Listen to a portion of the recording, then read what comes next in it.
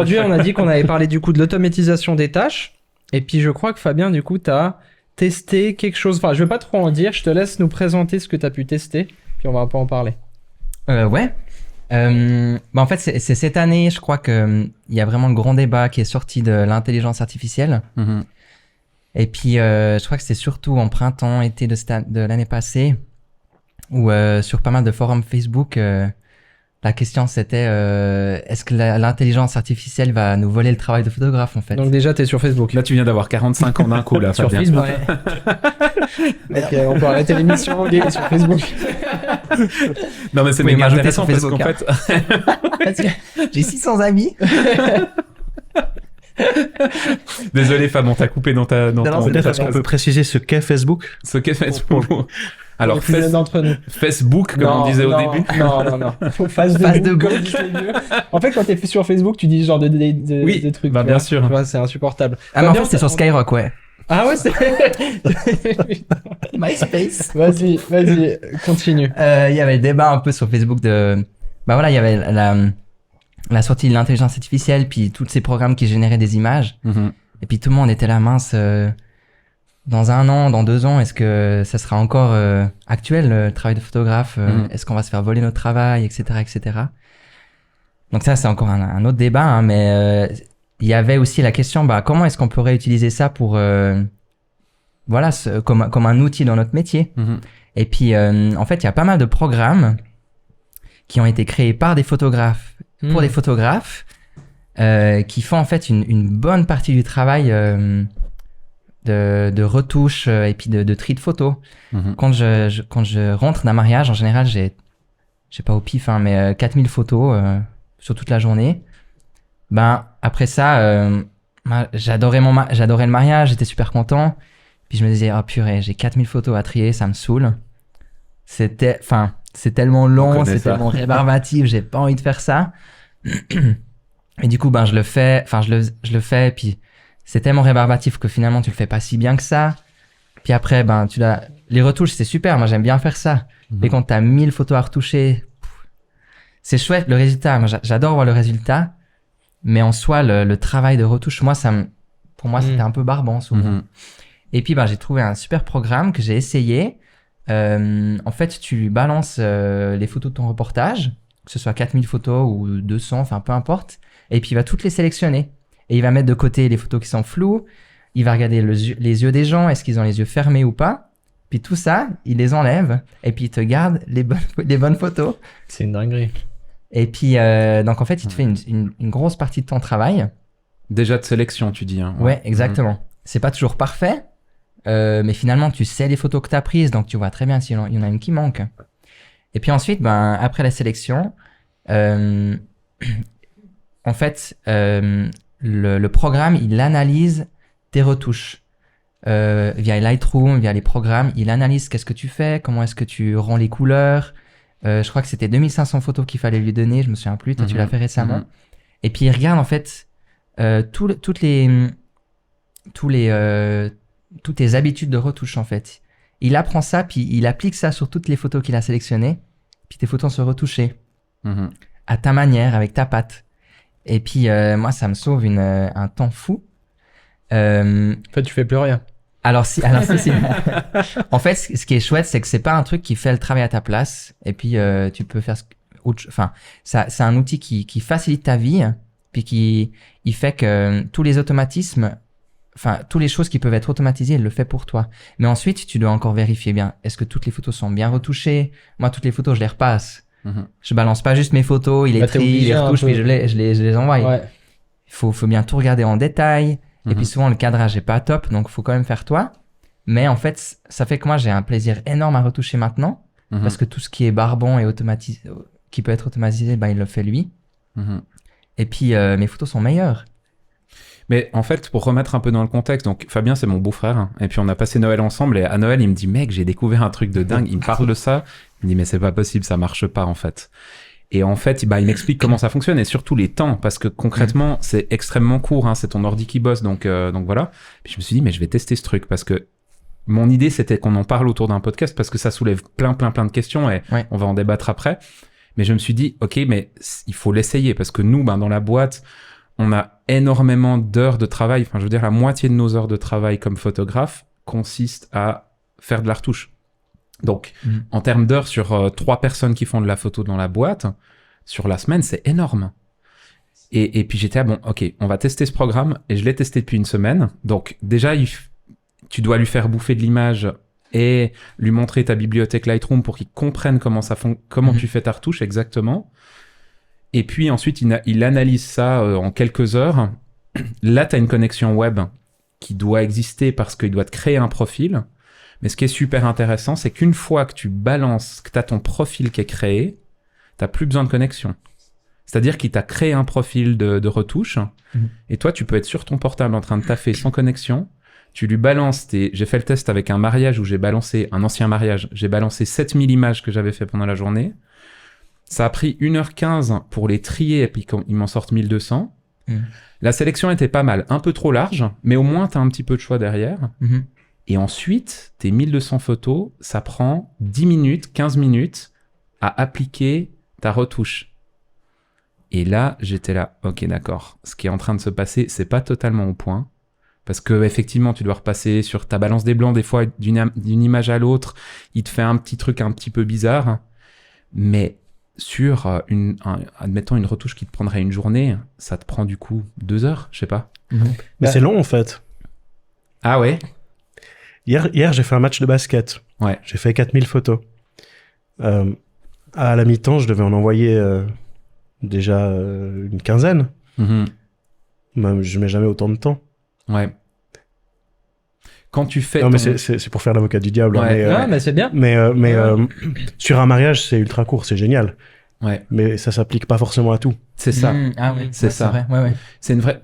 Typiquement, déjà, moi, je me disais, quand tu fais un travail extrêmement précis sur une série d'images, tu vois, genre, je sais pas, moi, tu shootes un truc en studio où t'as 8 images qui en sortent, ça te fait gagner 0 temps, qui t'applique ton preset. T'en perds, en fait, ouais. Par contre, sur une grosse série comme un mariage, en fait, la base de traitement qu'ils te proposent est folle. Ouais.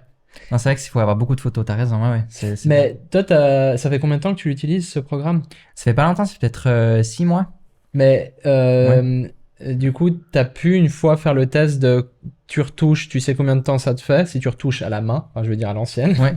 Et puis si tu retouches, justement avec ce programme, t'as pu faire vraiment, tu sais qu'on ait un peu des chiffres, genre en fait ça m'a pris, je sais pas, 8 heures de retoucher 4000 photos, et puis avec ce programme, 4000 photos, ça m'a pris, je sais pas, 1 heure. Ouais, alors quand je finis un mariage, donc du tri jusqu'à la retouche, en fait, tu vois, ça m'est arrivé de faire... En 7-8 heures, ça m'est arrivé de tout finir. Ça m'est arrivé, mais peut-être une fois dans l'année, parce que j'étais à fond, j'étais super motivé. La plupart du temps, je fais, après je suis marre, enfin voilà. Donc vraiment, finir un mariage, ça me prend peut-être 2 jours. Ok. Mais 2 jours complets. Ouais. Mais 2 jours complets où j'en ai marre, enfin... C'est assez long. Et puis là, par contre, donc on pourrait dire, je sais pas, 10-15 heures. Je sais pas si ça te parle, toi, 10-15 heures. Moi, je mets moins de temps. Ouais. Enfin, maintenant, je sais pas, parce que ça fait des années que je fais plus des retouches de mariage, genre les unes sur les autres. Mais on va dire, il y a 3-4 ans, ou un peu plus quand j'en faisais pas mal, je pense qu'en 5-6 heures après, j'arrivais à trier et retoucher un mariage. Je pense, Cyril, on en avait discuté. Toi, c'était un peu pareil, hein, il me semble. Ouais. Mais j'en bouffais, enfin, j'allais super vite dans le tri quand même, quoi. Ce programme d'ailleurs, il s'appelle comment en fait? Parce qu'on en parle depuis le début. Ah, il y en a plusieurs. Alors moi, j'utilise Aftershot, toi aussi. Et puis il y a un autre qui s'appelle Image AI ou quelque chose comme ça. Ok, c'est sous forme d'abonnement et tout. Alors celui-là, il est sous forme d'abonnement. Et puis les autres, tu dois... En fait, tu payes... T'as par exemple 10 000 crédits, puis 10 000, ça représente à une photo ou un truc comme ça. Ok. Ouais. En fait, t'as différents modèles. Celui-ci, ce qui est entre guillemets cool pour quelqu'un dont c'est le métier, c'est qu'en fait, t'as un abonnement à je sais plus 30 et quelques balles par mois. Ouais. Mais t'as pas de limite de photos. Tu balances si tu fais un mariage, si tu fais 3 mariages par semaine, ça tu t'en fous, en fait, ça te coûte 30 balles par mois. Par contre, il y a d'autres programmes où c'est en fonction du nombre d'images que tu vas payer. Effectivement, puis c'est en ligne. Par contre, là, apparemment, le traitement. Ouais, alors que sur Aftershoot, en fait, t'as ton profil qui est intégré. On fait pas du tout de la pub pour ce programme, on n'est pas payé pour ça. Hein. mais juste pour comprendre un petit peu comment ça marche. Là, le traitement se fait en interne sur ton portable, en fait. Enfin, sur c'est un logiciel que tu lances. Donc le podcast, il est sur l'automatisation. On parlait de ce programme. Plutôt, tu as évoqué le fait que depuis des mois et des mois, ça parle d'intelligence artificielle, de remplacement, où beaucoup de photographes ou même de vidéastes ou même de graphistes, enfin plein de domaines sont touchés un peu par ça, par ce questionnement. Vous, ça évoque quoi en fait? Du coup, Cyril, toi, ça évoque quoi chez toi, tout ça? Est-ce que c'est quelque chose qui te fait peur? Est-ce que c'est quelque chose où... Enfin voilà. Ça me fait pas peur, non. Je pense pas que l'IA va remplacer la photographie. Pour moi, c'est pas de la photographie. Photographie, ça veut dire écrire avec la lumière. C'est pas ce que fait l'IA, à mon sens. Mais ça, c'est un gain de temps. Moi, j'utilise beaucoup de l'IA, mais dans les boîtiers, pour faire des photos. Notamment, dans les derniers boîtiers, on peut, par exemple, sélectionner une personne sur une photo, son visage, et puis demander à l'autofocus de suivre que cette personne. Alors si tu as 10 personnes qui viennent en face de toi, l'autofocus va aller directement sur cette personne parce que ton appareil aura reconnu cette personne et puis elle va le traquer, seulement cette personne-là. C'est une automatisation qui est intéressante pour moi. Qui est à ton service en fait et qui va t'augmenter comme photographe aussi. Complètement. Et puis tu vois pas ça comme une menace. Non, plutôt comme au contraire, comme une aide. Comme une aide. Mais c'est une vraie question parce que tu vois, tu te dis, enfin, quand j'en ai causé avec Elsa qui fait beaucoup de retouches chez nous, en fait, il y a des sentiments un peu mitigés quand tu parles de ça, tu vois, parce qu'en fait, il y a un côté, waouh, c'est dingue, ça va nous faire gagner un temps fou, parce que, admettons que ça fasse le 80%, 80% de ta retouche de base, tu sais, ou après tu repasses dessus, c'est déjà des heures de gagner. Puis en même temps, en fait, son métier, c'est de faire ça. Alors ça questionne nos fonctions aussi, parce que tu te dis, peut-être que tu vas gagner du temps sur une tâche pour en faire peut-être d'autres un peu mieux ou prendre plus de temps pour faire d'autres choses. Et dans ce cas-là, je trouve cool. On regarde, à part ça, c'est peut-être rien à voir, mais je trouve que ça a quand même un lien.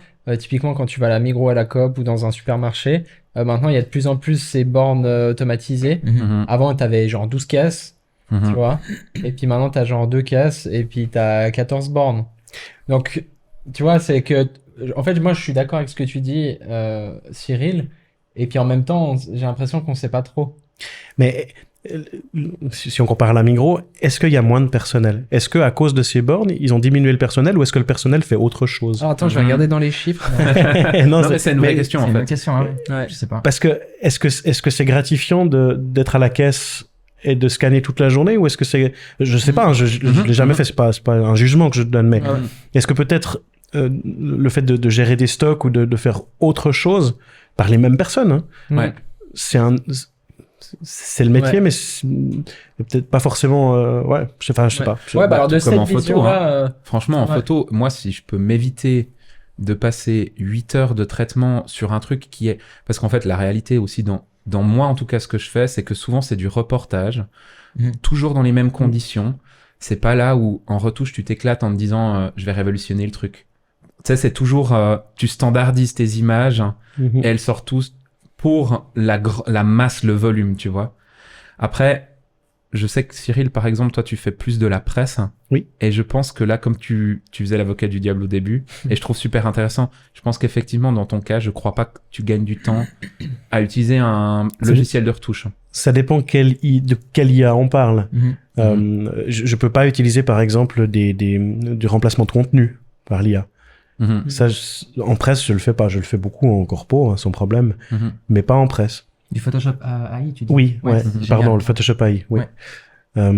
Parce que éthiquement, on le fait pas. On doit pas modifier ce que raconte l'image. Mais ça va très loin, c'est au-delà de l'IA. Recadrer une image dans une certaine mesure, ça pourrait être considéré comme modifier ce qu'elle raconte. Donc, il y a plein d'exemples d'ailleurs. Voilà, oui, exactement.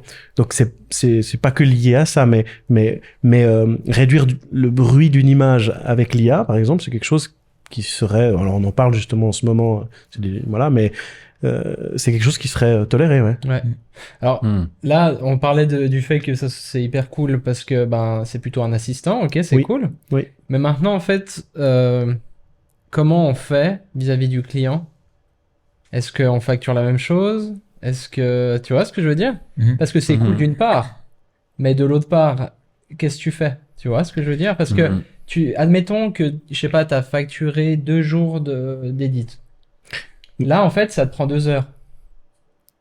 il faut facturer juste. Enfin, faut facturer les heures que t'as passées. Ouais. Bah ouais, mais alors ça veut dire quoi? Ça te veut dire permet que tu de dois faire toujours plus? Ouais. C'est marrant, moi je partage pas forcément ça. C'est vrai? Mais peut-être parce que moi c'est un peu différent. Mais par exemple, j'ai des offres de mariage, c'est des forfaits, mais peut-être que je vais passer, je dis un peu au pif, hein, mais 15 heures à retoucher le mariage, peut-être que le prochain je vais retoucher 5 heures, le prix sera le même. Mais parce que t'as des formules, c'est des packages ou... Ouais, par heure. Ouais. Et en fait, je me disais, c'est vrai qu'au début, je me disais, mais quand je voyais ce programme, c'est un truc de charlatan, enfin. Ouais. Puis je me demandais, mais est-ce que je vais vraiment facturer la même chose? Puis je me suis dit, mais oui, en fait, parce que il y a 2 ans, je parlais de 15 heures de retouche. Après, je dis, c'est un peu au bol, hein. Mais il y a 15 ans, peut-être je passais 15 heures de retouche. Peut-être cette année, j'en aurais pris 5 heures sans utiliser ce programme. Mais mes prix n'ont pas changé. Ils ont monté, au contraire, parce que j'ai plus d'expérience. Et c'est pas mon temps de retouche qui va définir. Dans mon cas, hein, donc. Hein, puis dans ton cas, j'ai l'impression aussi que tu vends... En mariage, je trouve qu'il y a quand même... On choisit un artiste photographe en mariage. T'as ta patte, t'as ton... Tu vois, la manière dont tu es avec tes clients, avec les couples, etc. C'est aussi ça que tu vends. Le temps que tu prends pour eux, etc. Et je suis pas sûr... Je pense que dans ton cas, effectivement, c'est pas juste une question d'heures de retouche que tu vas passer, en fait. Ouais. C'est plus... Tu vends ton art, tu vends ton image pour leur mariage. Ouais, dans mon cas, mais toi, je trouve intéressant ton point de vue. Mais sur un mariage, c'est vrai que on choisit. Je pense pas que des mariés vont dire, mais en fait, vous avez passé moins de temps à la retouche. Enfin, ils sont contents des photos, c'est ça qu'ils veulent, c'est le résultat. Oui, peu importe comment tu les as retouchées. Ouais. Puis des fois, en fait, tu disais, genre des fois je passe 15 heures, des fois 5. En fait, avant, t'étais peut-être des fois perdant, des fois t'es vraiment gagnant. Et puis maintenant, c'est peut-être un peu plus lisse, du coup. Et peut-être tu peux plus te focaliser, du coup, sur, comme il disait un peu Will, sur ta présence, puis moins sur des tâches qui sont peut-être un peu redondantes. Ce qu'on compte rarement aussi dans le mariage, c'est tout ce qui est en amont, la préparation, la rencontre, la recherche d'idées, aussi les workshops qu'on peut faire pour s'inspirer. Et ça a un coût aussi. Bien sûr. Ah, mais ça veut dire que là, t'es en train de rejoindre Fabien. Oui. Ah, donc t'as changé ton avis? Non. En fait. Ça dépend de la photographie que tu fais. Ouais. Puis là, on en parlait un peu comme une solution miracle. Là, le truc, c'est qu'en fait, il faut aussi maîtriser cette IA et l'utiliser à bon escient. Réussir à l'intégrer à un workflow, c'est pas si simple que ça quand même. Hein. Parce que là, moi, j'ai galéré à trouver 2500 fichiers retouchés dans ma bibliothèque Lightroom que j'avais pas encore archivé sur le serveur, tu vois. Parce qu'en fait, tu dois encore avoir tous tes presets de retouche appliqués, etc. Puis des fois, quand je récupérais du serveur, puis c'était Elsa qui les avait taffés, sur ma bibliothèque, je les avais pas. C'est de la faute à Elsa, c'est ça? C'est de la faute à Elsa. Non. Mais du coup, j'ai galéré à trouver 2500 photos qui soient similaires. Parce que tu peux pas te dire, je lui fais bouffer de la photo studio, du reportage en lumière naturelle, du reportage en éclairage néon. Enfin, tu vois, tu dois créer un preset de ce que j'ai compris, tu vois. C'est un gros travail en amont. C'est un gros travail de prépa en amont, ouais. C'est aussi ça que tu factures à tes clients, finalement. Mais tu dois vraiment, comme un dresseur Pokémon, en fait, tu dois apprendre des CS et des CT à ton IA, ouais. Et tu commences avec Bulbizarre. Alors moi, j'ai choisi Dracofeu pour le début, ouais. Ok. Mais t'as quand même... il y a un gros travail en amont. Je m'attendais pas à autant, parce que Fabien, quand il m'a dit, tu lui balances 2 à 5000 photos, je me suis dit, bon... Ça roule. Bon, lui, c'est un bouffeur de carte graphique à la base. Hein. Il joue à WoW. Il joue à WoW. C'est pour ça. Mais là, je me suis dit, voilà. Et puis, ça m'a quand même pris plusieurs jours. Alors, j'étais pas 100% dessus pendant plusieurs jours, mais pendant plusieurs jours, j'étais là, ok, je lui rebalance 2-3 images, puis après, il y a un traitement en ligne qui se fait et tout. Ça prend quand même du temps. Puis après, tu balances ça sur un truc, et c'est pas forcément concluant depuis le début. Tout d'un coup, tu lui as balancé une série d'images, mais en fait, il m'a tout fait avec une balance des blancs super jaune, super chaude. Parce qu'on est en intérieur, puis que ça marche pas avec ces fichiers-là. Donc, tu dois vraiment, et tu peux l'exercer plus apparemment, et la peaufiner, tu vois. Tu peux entraîner ton Pokémon, c'est ça? Tu entraînes ton Pokémon. Okay, ouais. Mais tu dois quand même être à un niveau au moins 25, je pense, pour que ce soit bien, tu vois. Vous êtes trop con. Et puis quand t'as fini de faire progresser ton Pokémon, tu lui changes de traitement, puis tu dois tout recommencer. C'est ça, tu repars avec... Parce que tu vois, dans ton Pokédex, t'as 150 Pokémon, si tu prends le Pokémon de base, tu vois. Mais sur toi, tu peux en prendre que 6. Hein. C'est la même chose. D'accord.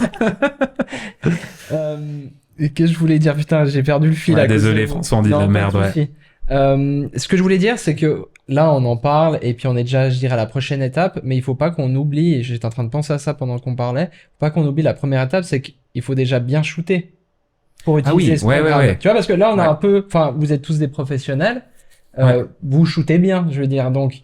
Et puis on a retouché beaucoup de fichiers avant pour avoir un truc où on sait qu'on retouche de cette manière. Exactement. Du coup, vous savez où vous voulez aller, etc., etc.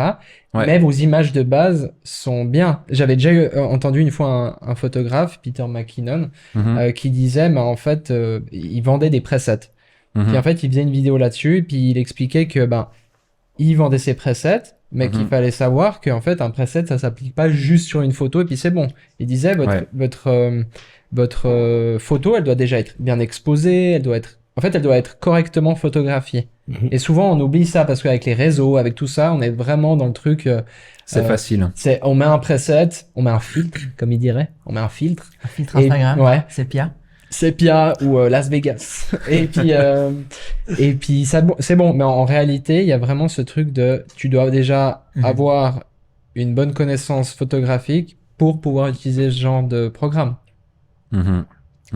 Je sais pas ce que vous en pensez, si c'est de la merde ou pas. Non, mais c'est vrai. Et c'est une aide à notre travail, je pense, qu'on doit un petit peu dompter, mais qui est pas valable pour tout pour l'instant. Et en même temps, c'est flippant, hein, parce que t'es là, mais si maintenant un programme qui est sorti l'année passée arrive déjà à faire ce genre de travaux-là, jusqu'où ça peut aller? T'as toujours ce sentiment, je trouve, mitigé quand il y a une avancée technologique. Enfin, moi, j'ai ça, tu vois. Puis je me force à pas avoir peur de cette avancée parce que de toute façon, je pourrais rien y faire, tu vois. Je pense pas qu'il faut aller contre de toute façon parce que ça va venir. Et moi, ça me fait beaucoup penser, alors je vais faire vieux con là-dedans, hein, mais il y a 25 ans, quand j'ai commencé mon apprentissage, on était vraiment sur le croisement entre l'argentique et le numérique en termes de prise de vue, et on avait les mêmes discours. J'entendais la même chose. Est-ce que ça va nous tuer? Est-ce que aujourd'hui, il y a jamais eu autant d'images qui sont prises par jour que maintenant? Il y a beaucoup de photographes, et il y a beaucoup de photographes qui marchent, quoi qu'on en dise, hein. Non, ça n'a pas tué la photographie. Le numérique n'a pas tué la photographie. Et l'IA ne tuera pas la photographie, à mon sens. Mais c'est intéressant que tu parles de ça. Bon, déjà, je suis d'accord avec toi, mais je trouve intéressant parce que là, il y a une grande mode actuellement. C'est que, bien sûr, il y a ce côté tout IA et tout qui est en train de se développer de plus en plus. Puis, à contrario, dans la photographie, il y a tout le monde qui veut shooter en film. C'est vrai. En mariage, ça se fait énormément. Voilà. C'est un truc de dingue. Donc, c'est assez fou, en fait, la contradiction. Il y a quelques années, je pensais que c'était un phénomène de mode. Mais j'ai l'impression que ça se stabilise, je sais pas si on peut dire ça, mais que vraiment, il y a même des films qui ont été réédités. Est-ce que c'est Kodak qui en a ressorti un il y a pas longtemps, il me semble. Et j'ai vu que Ilford a sorti, alors ça s'appelle plus Ilford, mais a sorti un film couleur, Harman. Ilford n'a jamais fait de film couleur. Ils en sortent un maintenant. Le Phoenix 200. Voilà, c'est fou. En 2000, du coup, c'était 2023. En 2023, C'est dingue. En photographe de mariage de luxe, il y en a plein qui sont en film, hein. 100%? Ou est-ce qu'ils ont un backup? Non, c'est hybride, Enfin, ils font les deux. Mais les portraits, ils les prennent en film, mais... Ah ouais. Ça, c'est beau. Ça coûte cher, hein. Ouais, c'est... 6-7. C'est magnifique, hein. Ouais. Moi, je sais pas si je... Enfin, mais du coup, c'est quoi le raisonnement derrière? Enfin, moi, j'ai pas de réponse à ça. C'est un peu une question que je vous lance. Mais c'est quoi pourquoi, en fait, s'il y a autant de... J'ai l'impression que c'est comme si on se tournait le dos et on partait aux extrémités. Alors, tu veux dire quelque chose? Ouais, vas-y. À mon avis, c'est que les gens, ils cherchent quelque chose de vrai, puis quelque chose qui a du sens. Parce que c'est vrai que quand il y a un peu ces débats qui sont sortis, dont je parlais avant, sur MySpace et Skyrock, Skyblog. La question c'était, mais justement, est-ce que notre travail, donc pas de retoucheur, mais de photographe, est-ce qu'il va disparaître? Parce que tu pouvais générer des portraits de toi-même, tu pouvais... Enfin, on peut faire ça actuellement. Et moi, en fait, en lisant tout ça, au début, j'ai eu très peur. Je me suis dit, merde. Dans 2 ans, je vais plus pouvoir faire de mariage. Qu'est-ce que je vais faire de ma vie? Et en fait, après quelques temps, j'ai réalisé, en fait, ça a valorisé mon travail parce que, pour moi, photographe de mariage, je suis pas juste créateur d'images, je suis créateur de souvenirs. Et je me suis dit, mais... C'est beau, ça. Bien sûr, tu peux typer sur ton programme... Tu peux mettre une photo de ta maman, puis de toi, puis tu peux dire à l'IA, génère-moi une photo de nous qui faisons un hug ou je sais pas quoi. la photo sera sûrement magnifique, mais elle a aucune valeur. C'est pas un souvenir. Elle n'existe pas, c'est vrai. C'est marrant ce que tu dis. C'est intéressant ça. Moi, quand je regarde des images, une peinture me fait de l'émotion, une photo me donne de l'émotion. Mais alors, jusqu'à présent, je peux me tromper, mais je reconnais l'IA. Si c'est une IA complètement, comment on dit, créée, tu le vois. Enfin, il y a quelque chose. C'est pas, ça me donne pas d'émotion. Je sais pas comment expliquer ça, mais. Ouais. Mais par exemple, la photo de nos ancêtres qui est derrière toi, là, ça te donne pas des émotions de la voir? Ça me fait rire. C'est une émotion, c'est vrai. C'est fantastique. Non, mais c'est drôle. C'est nos ancêtres. Ouais, C'est nos ancêtres. ça vient d'où ce truc? C'est nous, ça. J'avais pas vu. Ça, c'est Buddy à la prod qui nous a créé cette splendide peinture. C'est vrai qu'on l'a pas encore présentée. Je crois Il l'a peinte. Il l'a peinte, en fait. Il l'a créée, il l'a peinte. C'est Dali qui a peint ça. Moi, je suis... c'est Christophe Colomb, mais François, en fait. Et puis toi, je sais même pas qui t'es. Je sais pas. Mais c'est poétique. Oui. C'est vrai. Ouais, je t'ai un peu coupé dans ton truc, désolé Non, Cyril, pas mais de c'est souci. vrai que... Enfin, Mais je suis d'accord avec avec ce que tu dis. Et ça revient au truc de... Peut-être on s'est garé un petit peu, mais j'aimais bien ce qu'il disait, un de nos invités disait lors d'un podcast, c'est que quand tu prends une photo physique, par exemple comme du film, il disait il y a presque une énergie qui s'émane, tu vois.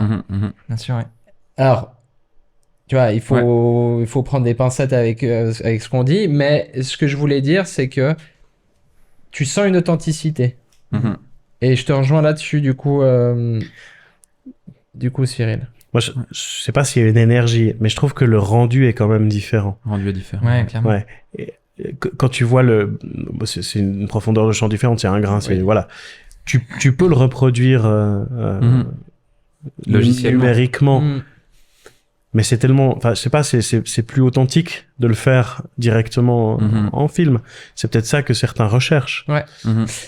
Mais c'est intéressant ce que tu dis, parce que là, avant, tu parlais de peinture. Tu disais, la peinture, elle me donne une émotion. Et en fait, pour l'épisode hors série, je sais pas si vous l'avez vu ou pas. Si vous l'avez pas vu, vous êtes des connards. Mais en fait, pour l'épisode hors série, on a fait un jeu à un moment donné où il y avait des peintures. Il y avait des photos? Non, il y avait que des peintures. Peinture. Oui, et en fait, chaque fois une peinture, et on devait dire, est-ce que c'est l'intelligence artificielle qui l'a fait, l'ordinateur, ou est-ce que c'est quelqu'un d'humain? Et il y a plusieurs fois, on s'est trompé. Ouais, bien sûr. Ouais.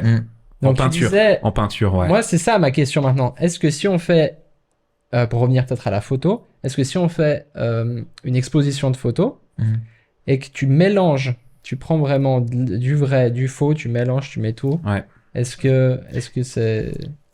Ça va devenir de plus en plus comment? La limite où ça va devenir de plus en plus fin. Ouais. Mais est-ce que ça a un sens de créer ces photos de mariage par l'IA, tu comme vois? disait Fabien, t'es pas rattaché au souvenir. Ouais, en c'est fait, ça. Est-ce que dans ce type de photographie-là, est-ce que le plus important, ce serait pas justement que ça te ramène à un souvenir de quelque chose qui a existé et pas juste d'une belle image? Parce que t'as les deux aspects, en fait. T'as la belle image que t'es fier de montrer ou de voir. Tu te dis, putain, j'étais beau, j'étais canon, enfin voilà. Ça, c'est une chose qui nourrit un peu ton ego, peut-être. Mais à côté de ça, est-ce que vraiment ce qui nous ancrerait pas dans le plaisir qu'on a de revoir ces images, c'est pas que ça te ramène à cet instant aussi? Je suis d'accord. Puis je pense que les gens, je sais pas, peut-être j'ai tort, hein, mais de plus en plus, les gens cherchent un peu plus la qualité au lieu de la quantité. Ils cherchent du slow living, du slow food. Du slow sex aussi. C'est vrai? Si. Voilà. Cherchez sur Google slow sex. Tu nous en parles, si tu veux. Non, mais... Tu vas être démonétisé. T'as dit 2 fois.